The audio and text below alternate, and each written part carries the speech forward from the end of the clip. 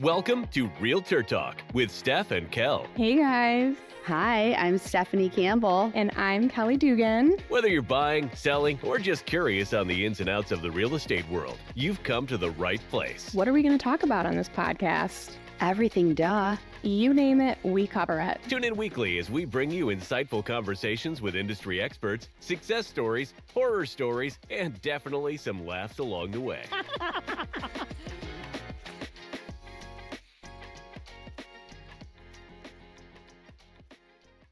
Welcome. Maggie's doing multiple claps. We have our first guest ever on the podcast today. Wait, I'm the first? You are our first guest, our You're first literally- legitimate guest. You're literally our first interview. Yay. We had like a I feel honored. semi-phone guest yesterday for 2 seconds, Oh, but that that's doesn't right. count. That's right. We did have a semi-phone guest. But yes, this is Maggie Rees. Welcome in. Thank you so much for having Maggie- me. Oh my goodness, of course. It sounds so formal. Go ahead, Steph. Give it a nice intro. Oh, I like Because I have to get everything together. Oh, you're gonna get it all together. Okay. So we thought it would be really cool because we know that, and I know this to be true because people message me randomly all the time and they're like, "I'm thinking about making a career change. I'd love to get a cup of coffee to talk about being a realtor." And we thought, we should interview Maggie because what year were you licensed? 2022. 2022. October So 2022. she's almost 2 years in to the business. And so you have a lot to share because your brain is fresh. And you're killing. Can I add that you're killing it? Yeah, you're doing really, Really are. awesome. Seriously. Wait, I always tell people when I started the first year, I did one deal. I sold a lot to my brother-in-law for $50,000. And that was it for my first year. So Mine was my mom. yeah, My first exactly. deal with my mom. So you are doing a really awesome job and you should Thanks, be super guys. proud of yourself. Everyone should follow Maggie on social media too. Yes. Do you know your Instagram handle off the top of your head? Yes, it's just Maggie Rees _ Realtor. We'll put it in the show notes, guys. Yeah. Oh, we got show notes and Yeah, show everything? notes. So Yeah. tell us a little bit about you, Maggie. And we know that you've been, in the business for about 2 years. Home life, any? Yeah, so I'm married to Ryan Rees. Shout out to him. Who's He's- also a lender. He is a lender. Hey, Ryan. So I wouldn't have been able to make this switch. get a little closer to the mic. Okay. There we go. This career switch without his support. So definitely have to give him a shout out. What did you do before real estate? I was a teacher. Oh, that makes sense. You have I feel like that you're a good teacher and you're very calm and you're patient. And type A. Not- Way more organized Well, than me and definitely Stephanie. type A, but Yeah, very organized, which I love. Yes.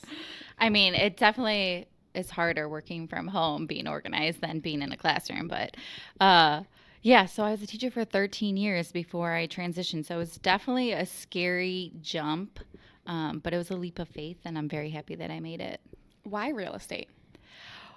Well, I always had an interest in real estate.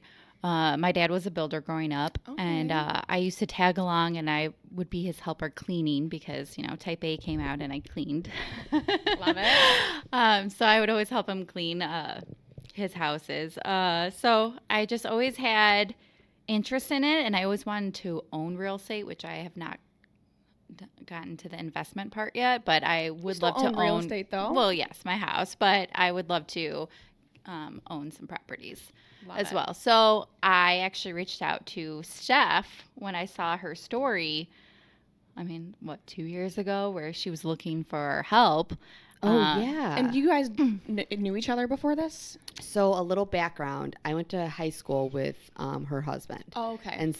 And Mary Kay, my best friend from high school, her husband is best friends with Maggie's husband. Oh, okay. So that's like a little bit of the connection. And prior to Maggie reaching out, I sold their townhome and helped them buy the home that they're in now. Yes, she was our realtor. So that was, so I saw her story because I obviously followed her on Instagram, and she was looking for help. And I was like, well, this would be a way to see if it was something that I was truly interested in or not.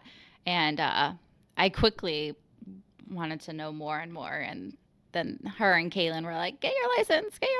Like every chance that they could, they would put it in my ear. And so then I think it was like after 6 months, I was like, okay, I'm doing it. And I mean, I cannot believe how much you got done for us too while you were teaching. Like Yeah, you were that's working, true. like I remember that Instagram, the funny reel that you did about your daughter about you working all the time. Yeah, she was working all the time. She was working at night and this and that just to get admin stuff done for us. So and that's kind of a good way to enter into the real estate realm, is if you find somebody that needs like admin help, that kind of thing, because you kind of learn the back end stuff first. Yes. Oh, 100%. Yeah. And I would do it during, I remember, my lunch hour and my plan. And then sometimes if I didn't finish something or something popped up, I would do it at night. But that I feel like helped me so much. Like I went into, being my own boss at properties already knowing how to do all the paperwork, right? Yeah, that is huge. That was something I never like Thought assisted. of. I almost remember I was on the You teeter. had another job though. Right. So like you eased in a different way because you started out still keeping your old job and cutting your hours, because that was the kind of the nice thing about your job. Whereas like Maggie had to have her job, couldn't go part-time. Right. Yeah. You Totally. know?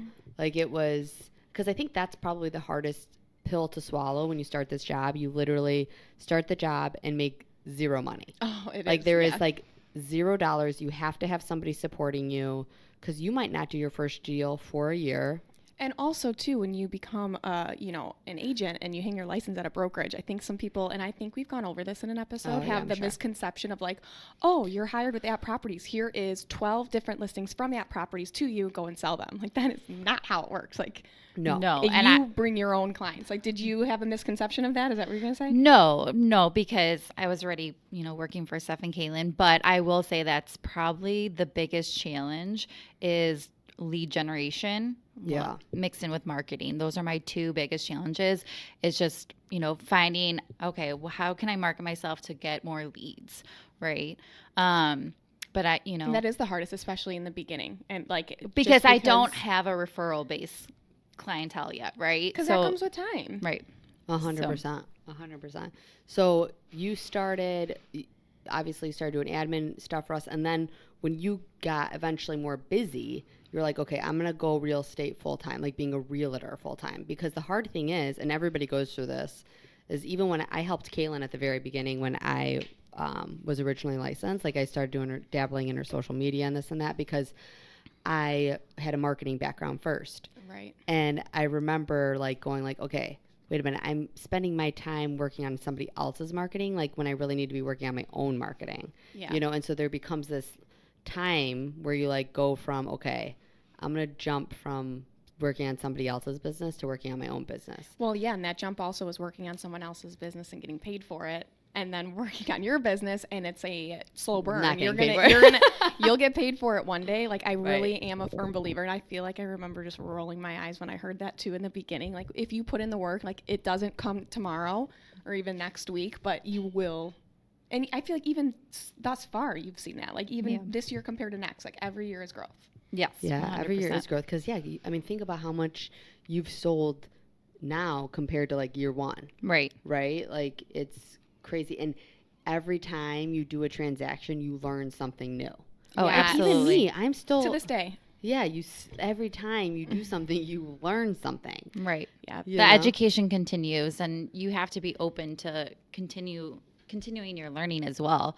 Like I just took that accredited buyer course for the 12 credit hours just because, I want to, education is important to me. What was that? Tell me about that. We got an email from Jackie to attend. It was through NAR. It was the accredited buyer. I did see that email, but did I miss the boat on the actual? Yeah, so it was a 2-day course. You get 12 credit hours for it. And then you have to follow up and you have to,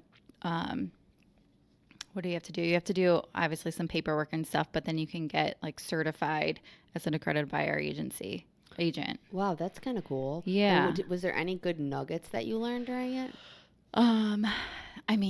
There were some good nuggets. I think that especially if you're just starting off, like she went through the contract, right, and broke it down. Which contract?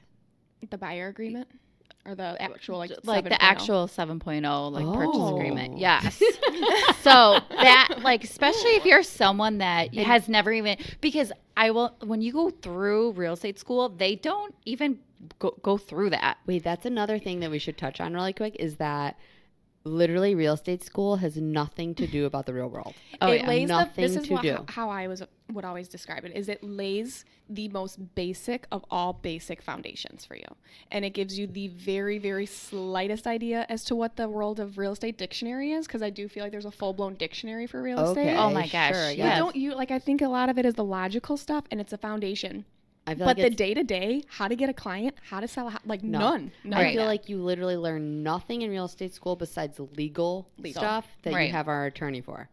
So it's like I am sorry. I think real estate. I don't know. I guess it keeps you out of trouble. It's basically real estate school tells you the laws that can get you in trouble. Yes. But other than that, it is applicable to the real world zero. It's just like college. Right. Like literally, you learn like 1% of what you're going to actually use in the real world. Take it even Right. from this is, we didn't even learn how to appropriately price a property in real estate school, which is kind of wild. Because I remember, I don't know if you remember this. We were at, they again. quickly went over CMAs. Quickly. I don't even remember they did at all. But again, back to my vivid memory, do you remember we met at White Street Cafe in the very beginning and we sat like in the lobby in the trolley barn?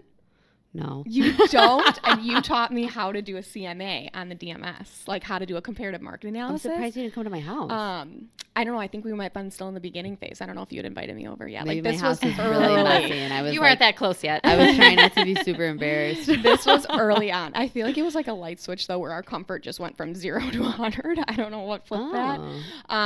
But no, it was in the beginning where I was not at your house yet, and you taught me how to do a CMA, and I just was like, just those little things like that is something I use in a like day-to-day thing with my clients, or like it's so important, and we didn't touch on that. I don't ever remember in real estate school once. Isn't that crazy? No, they basically told you what a definition of a CMA was, and that was it. And right. Yeah, they don't show you or tell you how to adjust price or anything. Or Let's talk about getting your license. but I really liked too because Steph taught me how to do a CMA too when I was working for you because I would help you with it. Oh yeah. But I like too because if you use it on app properties on the platform, like it's going to start to pull, different comps that it sees. But then you were like, no. Do it on the MLS. Do it on the MLS. And Yeah. it's Copy so and paste true the number. because then you actually see exactly where you're pulling from and making sure you're not pulling, a house that's, not in the 2 same- miles yeah, away. not in the same school district or something like that. Yeah. Right. Yeah. Exactly.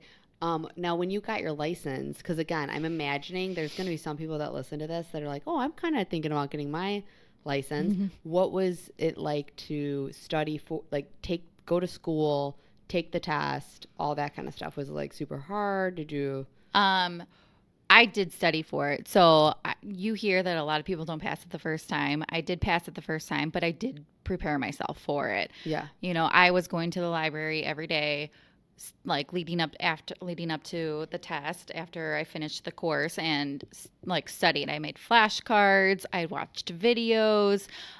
So I went in feeling pretty confident and then I passed. So I will say that if you just think like, oh, I took the course and I'm ready for it, like no, you do need to prepare for it. Did you do online or in person? That's a good question. Well, I did like a webinar. So Okay, like a Zoom kind of thing? Zoom, but they couldn't see me, but I could see him. And then I just, went to Starbucks every day for the Okay. class. It was like 4 days a week. I did, I think, a 5-week course and just went to Okay. Starbucks every day and sat there and I got to know the remember- manager real well. Good. Yeah, I went in person. I remember it was before COVID, so I had a couple more options. Whereas now, like I've had people reach out to me about where I went to school and online courses. I'm like, my brain, I cannot do Zoom like online. I'm so much better in person. So I went to this place in Midlothian, which shout out, what was their name? I think it was called literally Real Estate Professionals. And it was kind of a hole in the wall from the outside looking in. But I had found out that whatever, the head honcho there, he actually helped create the 7.0 contract. Oh. And also they said that he had a part in creating the state board test. So a lot of the things they taught us were very, like, obviously, you know, and they had and they warned us about this from the start. They had a very, very hard school test that they made you pass before they gave you the green light to take your state. I failed that 7 times. I'm not kidding. The school one. I've never heard this before. And I don't know if this is all because it was in person. Like, again, it was 2 days a week. 7 times? I mean, maybe I'm exaggerating, but it was so hard. And then I passed the state boards, not my real state. I'm talking about my school test. Then I went, then they gave me the green light to my state, and I passed that flying. I could not believe the difference of how much easier the state one was than my school. But everybody has to take a school test to get out, to be able to take the state exam. It's not just your school. Oh, okay. I didn't know if that was a requirement or not with online or not, but it was. I mean, I remember like, okay, maybe this isn't for me. I almost gave up just because I couldn't pass the school test. Oh my Lord. It was so hard. It is harder because I forget why. I mean, it makes sense. It's more intense to prep you. But so I think, correct me if I'm wrong, isn't there like a 75 hour, then a 15 hour, is it 50 hour, and then 15? I know there's 2 parts, but I think it's a 60 hour and a 15 hour. Okay. So there's this large amount of hours, and then you have to take that class. You pass that test for that large hours of classes that you took. Then you move into a 15-hour class that you have to pass a second test for. Then you take the state exam.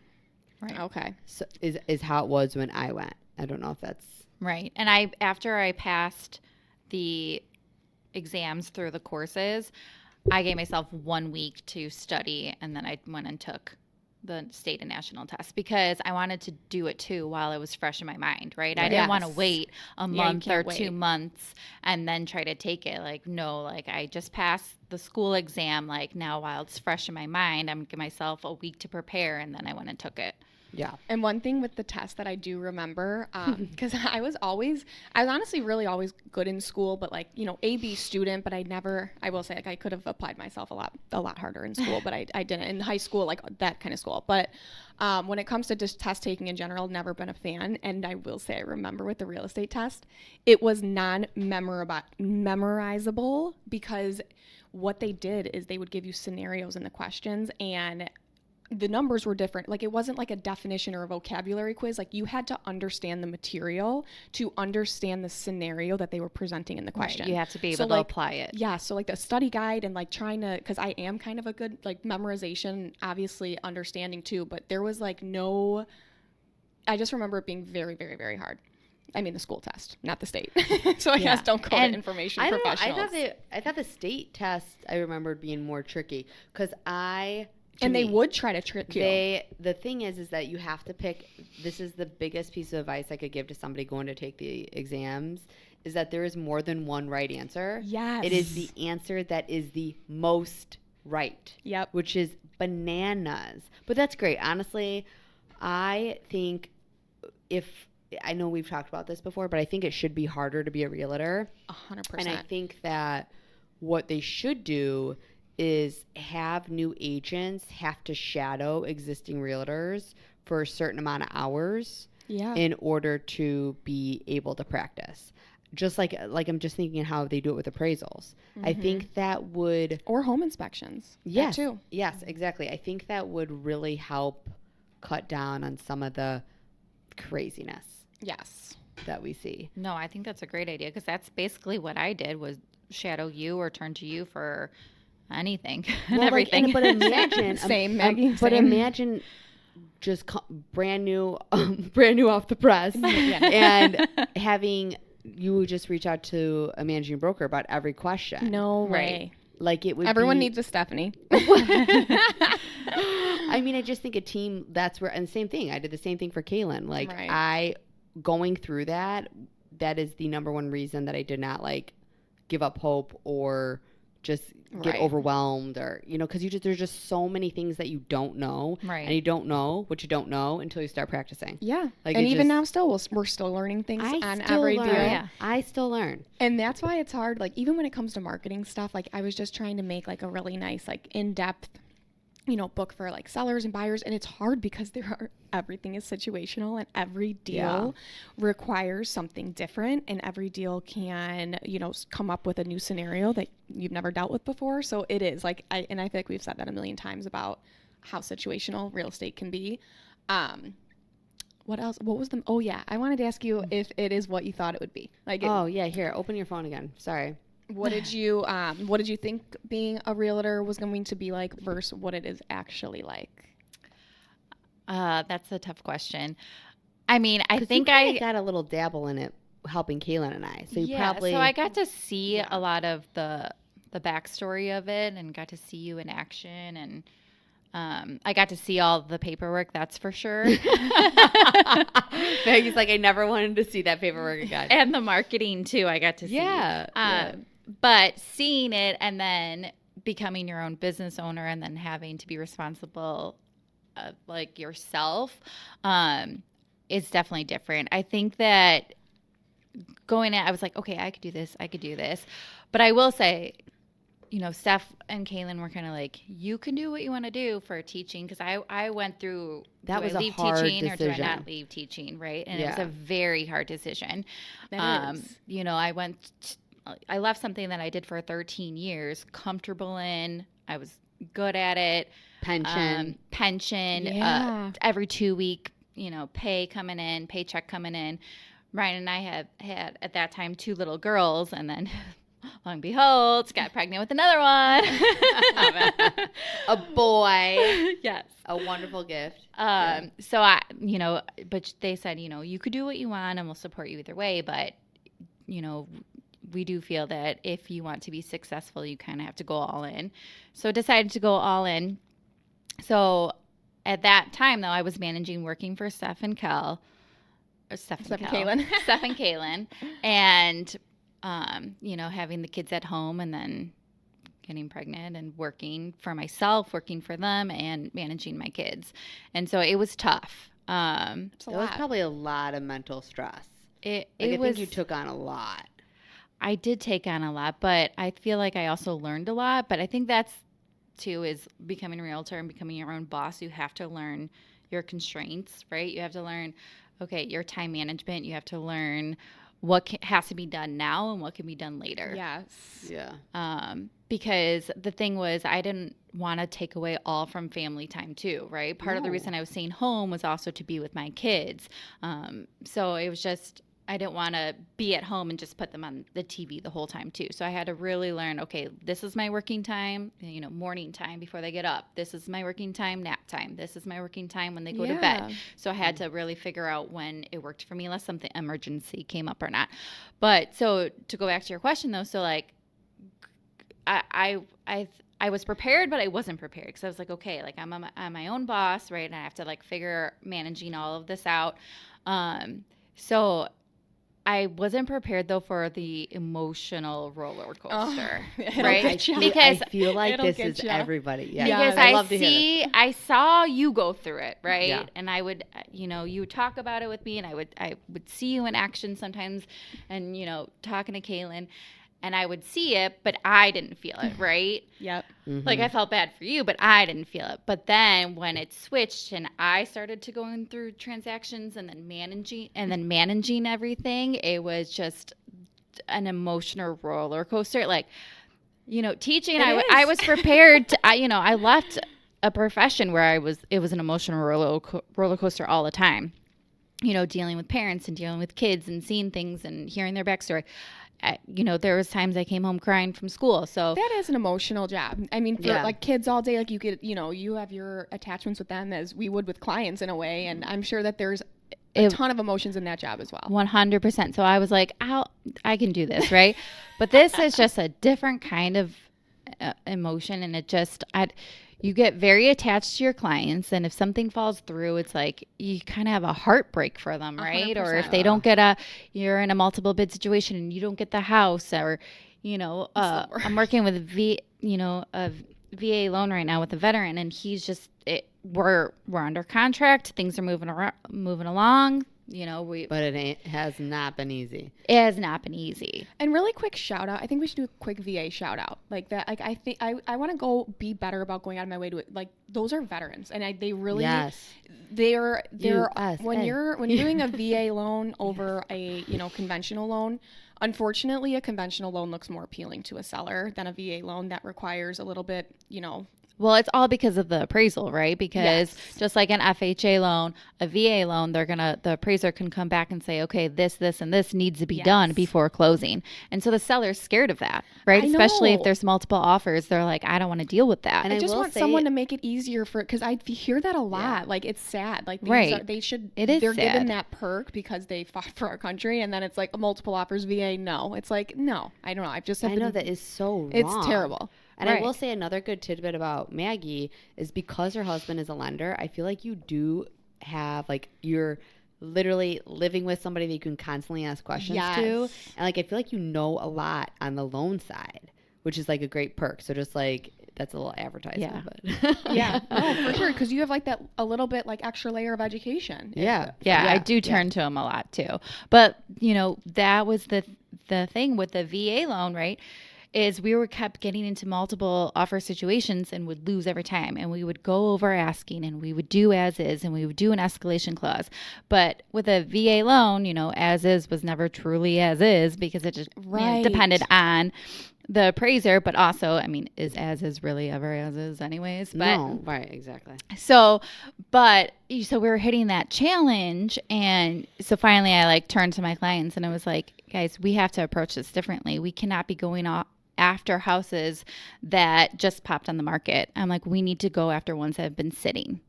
And so we changed our approach and we went after one that was sitting and long and behold, now we're under contract. Everything is going smoothly. And how did you get this VA buyer?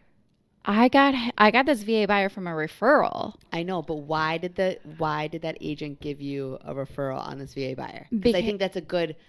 Just go ahead. I have a reason for asking this. Okay.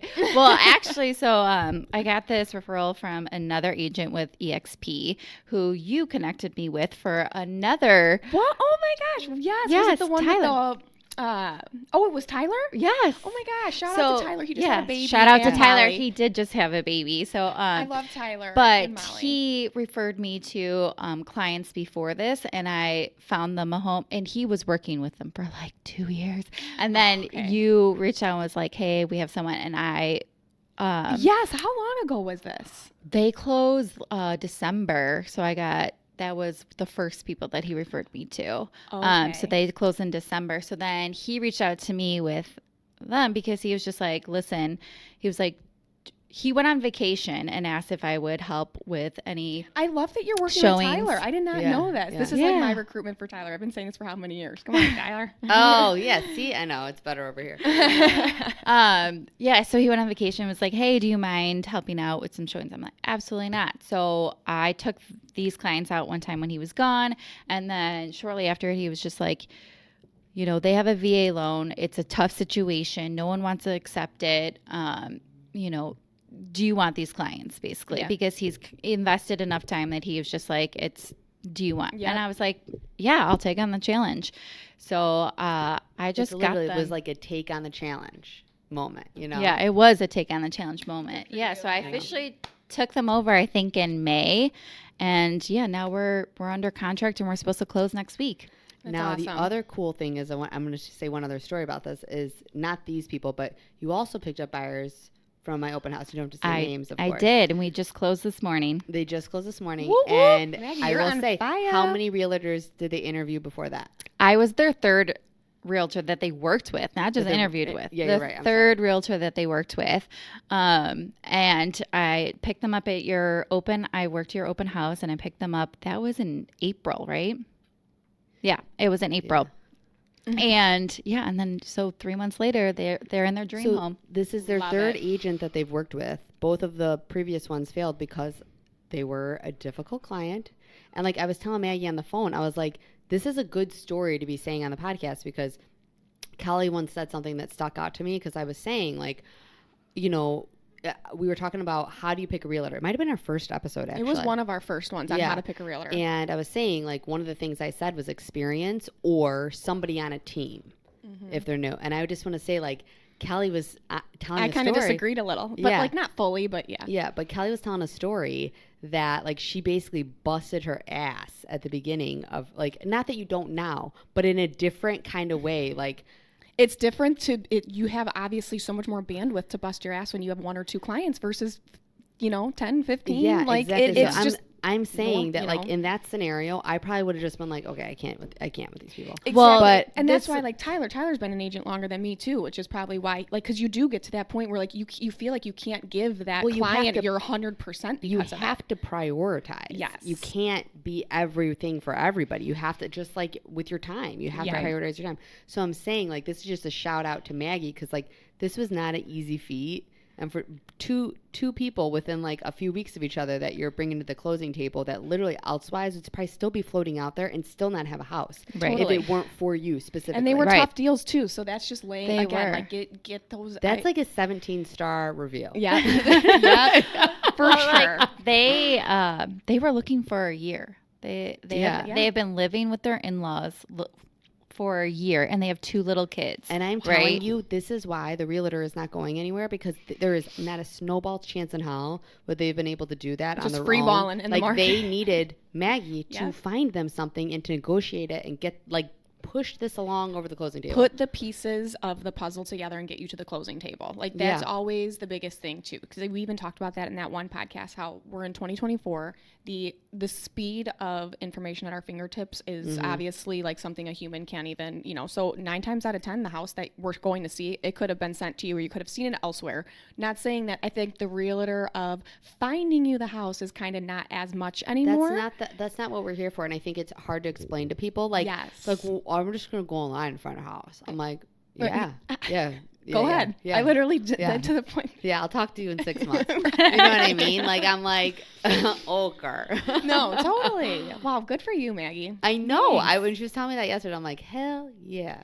It was just a different situation too, because they were people that didn't want to be in a multiple offer situation. They didn't want to do appraisal gap waivers. They didn't want to do escalation clauses, things like that. So it was just that is why they were. That's what I'm saying. That's why it was a different situation. All right. It was just I just had to really listen to what they were looking for, what they wanted, patience. You're patient and resilient, and like And you're a hustler. I see you. Like I totally see you. I didn't know I was gonna get so many compliments on this podcast. You're making me sweat. No, you really are. Like you're just love. Like you're killing it. Is there anything that you want to put out there that you were like, all right, any stories, anything? Let me see that. Did we cover everything? Pretty much the most important stuff. We just take a little break in the middle. Yeah. Well, I mean, going off of that, though, I think that one of the best things that you get out of this job is just the relationships that you build. Oh, yeah. Like the people that I got referred to from Tyler in December, they are now like our friends. Oh, like they are now, they are people that I care about that are like family friends now. Like That's so adorable. It's just I really like to build the relationship with people, and I don't want it to end just because, we had that closing table and then transaction ended. Our friendship still continues. Yeah. Cheesy. No, it's not. True. You're a good person, You are. and I think it shows. And God, we are so lucky. I will say, like, everybody on our team. We are all really good people. Like, I genuinely love everybody. Everyone. Like, the karma is just like when we're all together, like everybody's happy and like even that I'm it's doing a total love fest. I'm doing I'm doing a deal with Duval right now, and like literally I saw that picture. Just pulling up to the listing and seeing him pull up He behind is me. The biggest teddy bear on the planet. I know. I just could snuggle that man. I'm like all day. I'm like, oh my god! I love Duval. I mean, I love Frankie. I love everyone. I love all of you guys. And but Jackie or was like a when we were teacher, taking too. our magazine photo shoot, and they're like, "Oh, put your hand on Frankie," and then they're like, "Or is that weird?" We're like, "No, it's fine." Yeah. We're like, no, I love him. I can't wait for our team vote day.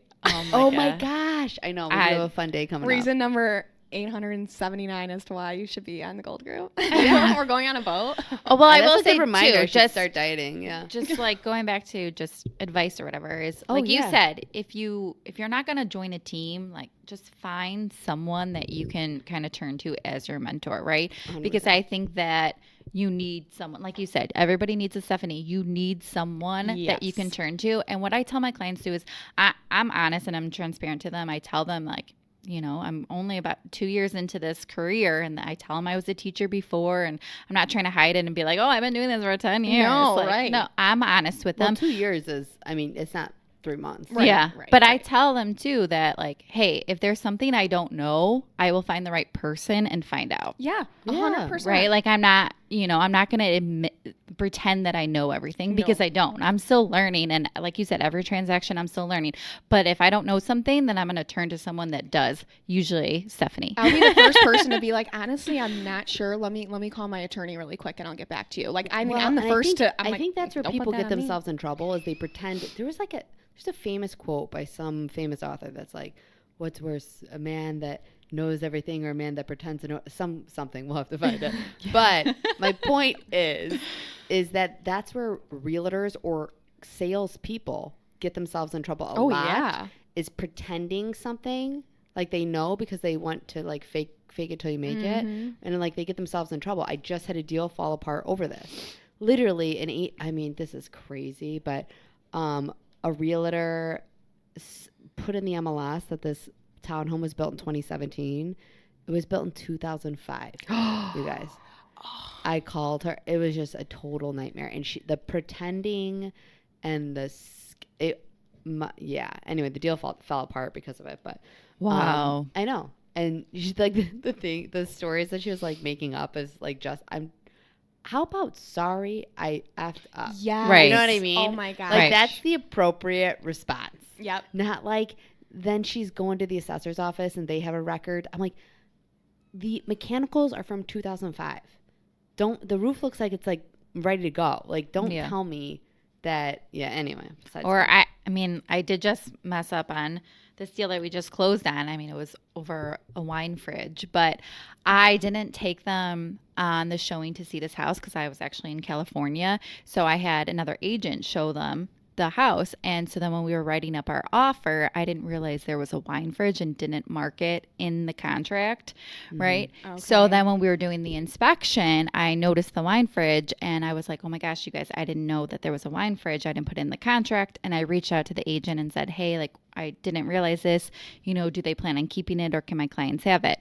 Well, she said that they said that my clients could have it. Well, we went to the final walkthrough yesterday and it was gone. What ended up happening with that? And I was So like, you didn't have anything signed additionally. You just right. kind of took their word. Right. And so my clients were like, well, where's the wine fridge? And I was like, you guys, I'm sorry. Like, I never put it in the contract. They did say they were going to leave it. They took it, but there's really nothing we can do. Like, I was like, I don't foresee them Did bringing you have the like a wine text fridge message back. from the agent that said like they can It was a have phone call. Oh crap! I know. I know. So, Well, long behold, Those now things now happen. I learned though, just mark the wine fridge and pretend there's one there. No, I'm Yeah. just- Right. Well, and you know what? Really, it's I'll go through the listing photos sometimes when I'm doing a contract. Not all Yeah. the time. That it Same. is, and I don't do this all the time, but I probably do it 50% of the time. Is I pause or I screenshot that just the real property, and I send it to them, and I'm like, please check that everything that you want is in this. Yep. Because like it happened to Kaylin once in a place in the city, and she ended up like having to buy a washer and dryer. It was terrible. Oh no. Yeah. Yeah. Anyway, But I will say though, the sellers wanted to take the washer and dryer, and I did negotiate for that to stay for them. Yeah. so So- that's probably why they took the vine for Right. Yeah. Yeah. Totally. They were like, screw that. So funny. I love it. Anything else, you guys? I think that's about it. You have anything else? I don't think so. I What don't know. about it? Did we already say what about advice? Like a couple pieces of advice you could give to somebody that wants to get into real estate. Like, Did we already touch on that? well, I mean, basically just a yeah, she bullet got point, like mentor. like yeah, just prepare for your test. Like, don't go in thinking it's gonna be easy breezy lemon squeezy. Let me Like, know. I prepare can for reach your out to my test. teacher and get that really hard test I took. Which I do. I went to Real Estate Institute school, and I do recommend it. And I will say though too, I originally signed up to do it online, like on my own, and then I quickly learned that I can't do this on my own, because having a book this thick and trying to yeah. read In through it and gibberish. teach, and trying to teach yourself. So I was like, no. So I quickly called and switched to the webinar, and it was 100% good. recommend that.